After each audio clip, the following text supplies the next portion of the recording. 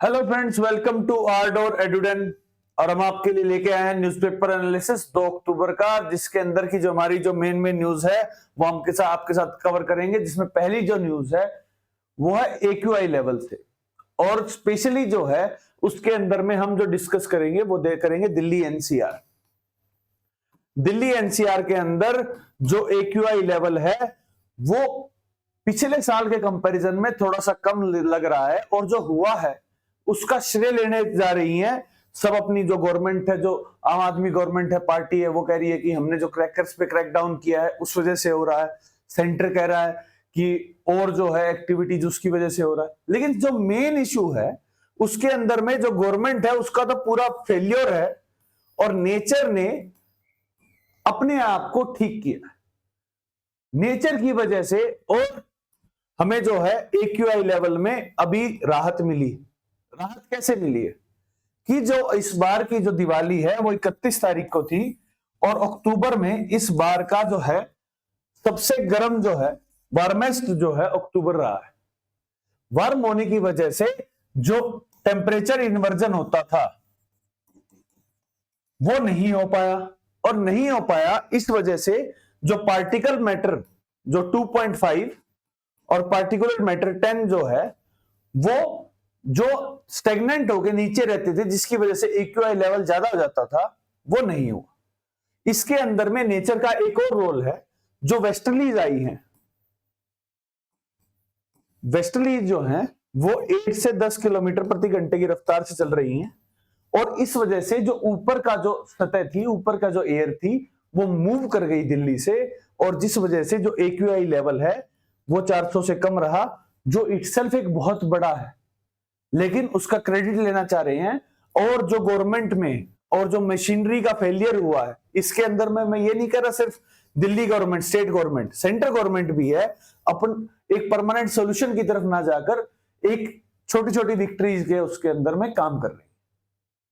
अब जब हम देख रहे हैं, हमने देख लिया कि नेचर अपने आप को ठीक कर रही है, तब हमें सांस लेने में आसानी हो रही है।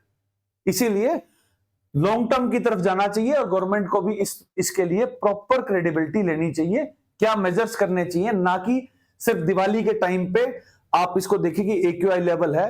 क्योंकि जो एक्यूआई लेवल है वो लगभग लगभग साल में 3 बार खराब हो रहा है। अप्रैल में होता है, फिर दिवाली के टाइम पे होता है, फिर दिसंबर में होता है। जब भी जो एयर मूवमेंट होती है, और मॉनसून के टाइम को छोड़कर जो दिल्ली का जो एक्यूआई लेवल है और जो एयर क्वालिटी है वो इतनी खराब रहती है। इसके ऊपर में हमने पूरा एक डिटेल्ड जो है एयर पोल्यूशन आर्डोर एडुडेन पे बनाया गया है। उसको आप देखेंगे तो उसके अंदर में आपको सब कुछ पता चलेगा कि क्यों हो रहा है, कैसे हो रहा है। और उसी के अंदर में एक स्पेशल सीरीज भी आ रही है जिसमें जो दिल्ली का है उसमें एयर पोल्यूशन के साथ साथ हम बाकी पोल्यूशन जो है उसको भी कवर करेंगे। उसमें वाटर पोल्यूशन है, इंडस्ट्रियल पोल्यूशन है, और उसके अलावा जो जो प्रॉब्लम्स हैं दिल्ली के साथ उन सबको डिस्कस करेंगे। अब हम आते हैं हमारी नेक्स्ट न्यूज में, जिसमें है यूएस इलेक्शन। इंपॉर्टेंट है, और 3 दिन बचे। आज 2 तारीख को, अब 5 तारीख को वोटिंग होनी है, और 5 तारीख को वोटिंग होनी है तो सब अपने जो पॉपुलेशन है उसको रिझाना चाह रहे हैं। इंडियन डायस्पोरा है, उसका एक बहुत मेजर रोल होता है यूएस के अंदर, और इंडियन डायस्पोरा में जो मेजोरिटी है वो हिंदूज है। तो हिंदूज को टारगेट करते हुए डोनाल्ड ट्रंप ने यह कहा है कि जो बाइडेन और कमला हैरिस, जो बाइडेन जो इस समय प्रेसिडेंट है और कमला हैरिस जो है जो वाइस प्रेसिडेंट है, उनके रहते हुए जो एक मास के स्केल पे जो बांग्लादेश में हिंदूज के साथ जो हुआ वो नहीं होता। और उन्होंने ये कहा है कि पीएम मोदी के साथ मिलकर वो हिंदूज के साथ और जो पूरी एक हार्मनी बना के रखेंगे। ये उन्होंने इसीलिए किया है दिवाली के टाइम पे, ताकि जो हिंदू वोटर्स हैं वो उनकी तरफ वोट करें। वहीं एक और चीज जो हुई है वो ये हुई है, ट्रंप ने ये कहा कि मैं अगर जो ट्रंप जीत जाते हैं तो वो वुमेन के लिए पूरी सेफ्टी रखेंगे, और चाहे वुमेन चाहे या ना चाहे मैं उनको सेफ्टी प्रोवाइड करूंगा। इसको एक सेक्सिस्ट रिमार्क मानते हुए कमला हैरिस कह रही हैं कि क्या जो वुमेन है उन्हें नहीं पता है कि क्या सेफ है क्या नहीं है। तो जो स्तर है जो यूएस पॉलिटिक्स का, वो इस लेवल पे चला गया है कि हर एक रिमार्क को देखा जा रहा है, क्योंकि 5 तारीख को इलेक्शन है और हर कोई टारगेट करना चाह रहा है कि जितने वोट उनको मिल सके।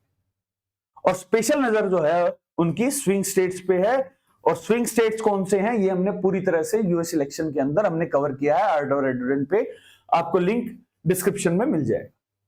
उसके बाद की जो हमारी जो खबर है वो है इंडिया जर्मनी से रिलेटेड। इसके अंदर में क्या हुआ था, अभी जब जर्मनी के जो चांसलर हैं वो जब इंडिया के दौरे पे आए थे, तो जो वाइस चांसलर हैं रॉबर्ट हैबेक और इंडियन मिनिस्टर जो है पीयूष गोयल कॉमर्स मिनिस्टर, उन दोनों के बीच में मेट्रो में एक दिल्ली मेट्रो में एक वार्तालाप थी, और जो वीडियो है वो वायरल हुआ था। उसके अंदर में पीयूष गोयल जी ने ये कहा कि वैसे तो जर्मनी का जो स्टांस है वो एंटी चाइना होता है, लेकिन जो हेरनेक है, जो कंपनी है जो टनल मशीन्स बनाती है, टनल बोरिंग मशीन्स बनाती है, टीबीएम्स बनाती है, उसने अपना जो प्रोडक्शन है वो जर्मनी से जब शिफ्ट किया तो चाइना को प्रेफर किया, ना कि इंडिया को। और इस वजह से क्या हो रहा है कि जो ऑर्डर कर रही है इंडियन फर्म्स, वो ऑर्डर नहीं पहुंच रहा है। किसका? टीबीएम्स का, टनल बोरिंग मशीन्स। क्योंकि इंडिया एक डेवलपिंग नेशन है और मेट्रोस इतनी ज्यादा डेवलप हो रही हैं, इंफ्रास्ट्रक्चर डेवलप होने के लिए हमें टनल्स बनानी पड़ती हैं, और जो टनल बोरिंग मशीन है वो चाइना से नहीं आ रही है। इसके अंदर में एक प्रॉपर जवाब आया है हेरनेक का। उन्होंने कहा है कि ये जो इशू है ये जर्मनी की तरफ से नहीं है, ये चाइना की तरफ से है, और चाइना की जो कस्टम ड्यूटी है, कस्टम डिपार्टमेंट है, वो क्लियरेंस नहीं दे रहा। और जो ये स्पेसिफिक चीज है ये इंडिया का स्टांस को मजबूत करती है कि अगर आपको शिफ्ट करना था, why didn't you choose India? अगर आप इंडिया को चूज करते तो आपको एक स्टेबल गवर्नमेंट मिलती, और हमारे साथ जो ये जो भेदभाव हो रहा है, आपकी जो एंटी चाइना पॉलिसी है उसको भी बूस्ट मिलता और हमारे को भी तकलीफ नहीं होती। ये इस बात को पूरी तरह से प्रमाणित कर रहा है। दूसरा एक और बात हो रही है कि शायद इंडिया चाइना जो कॉन्फ्लिक्ट है लद्दाख के अंदर, वो तो हो गया है, अभी भी जो चाइना के साथ जो रिश्ते हैं वो उस लेवल पे नहीं हुए हैं, क्योंकि डेवलपमेंट के काम में चाइना की कस्टम ड्यूटी है वो अभी भी रोड़े लगा रही है, हिंड्रेंस कोज कर रही है।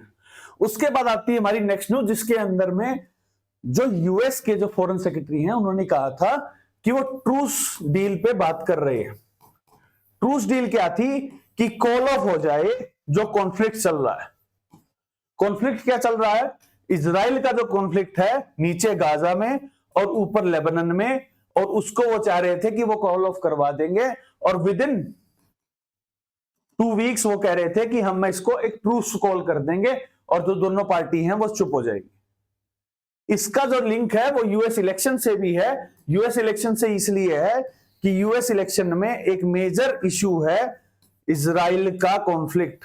उसके अंदर में जो प्रो पैलेस्टीनियन है वो एंटी डेमोक्रेट और जो बाइडेन के खिलाफ कंपेन कर रहे हैं कि जो बाइडेन के रहते हुए इतना ज्यादा फिलिस्तीन के खिलाफ इशू हो रहा है, और उसको करने लग रहे थे। लेकिन जो पीएम नेतन्याहू और जो इजराइल है उसने उसके बाद भी ऐसा कोई ट्रूस कॉल नहीं किया है, और कल भी एक प्रॉपर अटैक हुआ है गाजा और लेबनान के अंदर, जिसमें 64 लोग तो गाजा में मर गए हैं, लेबनान के अंदर भी स्ट्राइक हुई। उसके बाद जो हमारी नेक्स्ट न्यूज है वो है जीएसटी कलेक्शन। अच्छी न्यूज है। अच्छी न्यूज इस सेंस में है कि जो अप्रैल था, अप्रैल 2024 में जब मैक्सिमम जो है जो हमारी जीएसटी कलेक्शन हुआ था लगभग 2 लाख करोड़ का, उसके बाद हाईएस्ट सेकंड नंबर पे 1.8 लाख करोड़ जो है जीएसटी कलेक्शन हुआ है।